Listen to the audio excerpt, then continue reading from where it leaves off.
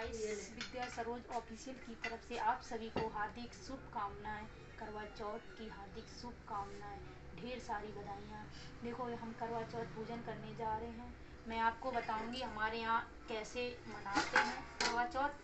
ये देखो हमारे यहाँ ये कैलेंडर लाते हैं, इनको पढ़ते हैं, इनका पूजन करते हैं बाकायदा। चावल के ये देखो ये थपे लगाते हैं चावल की, इसके गौरा पार्वती शिव पार्वती ये बनाते हैं, उन पर फूल माला उनका सारा श्रृंगार करते हैं हम। और ये हमारे यहाँ कच्चा और पक्का खाना बनता है, उसका विधि पूर्वक इनका पूजन करते हैं, दीपक जलाते हैं, धूप बत्ती जलाते हैं और इनका विधि पूर्वक से हम पूजन करते हैं। अब हम इनका पूजन कर चुके हैं, लेकिन बस अब कथा पढ़ने को है, मैं कथा पढ़ने जा रही हूँ। श्री गणेशाय नमः।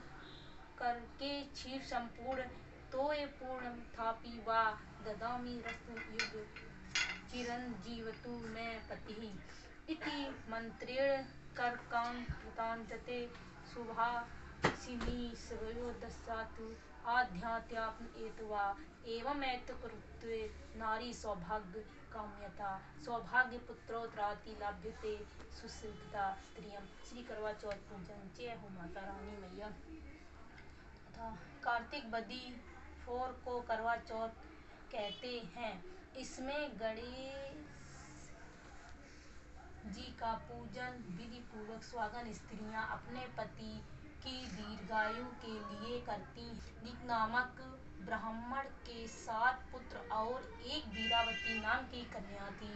वीरावती प्रथम बार करवा चौथ व्रत के दिन मूल भूख से व्याकुल हो पृथ्वी पर गिर पड़ी। दिखाकर बहन गिर पड़ी, मूर्छित होकर फिर गिर पड़ी। तब सब भाई यह देख कर रोने लगे और जल से मुंह धुलाकर एक भाई बट के वृक्ष पर चढ़कर चलनी में दीपक दिखाकर बहन से कहा कि चंद्रमा निकल आया है।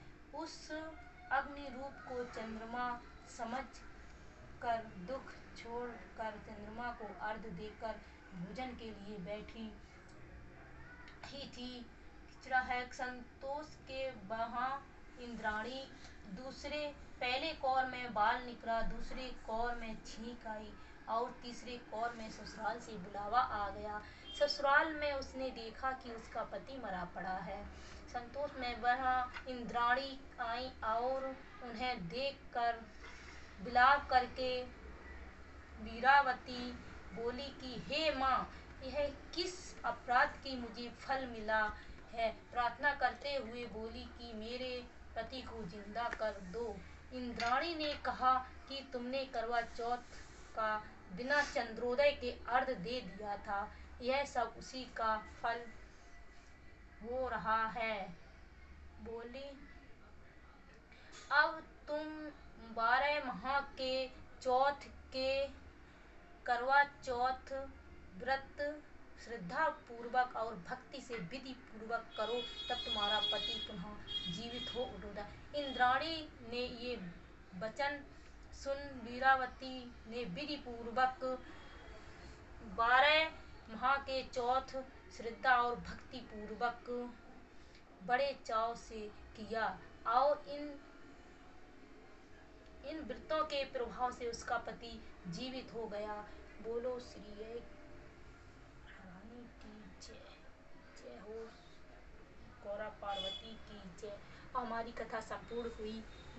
बस अब हम कथा को विराम देते हैं। अब हम जाएंगे आरती देने, फिर बाद में वीडियो उसका बनाएंगे। जय श्री कृष्ण। राधे राधे।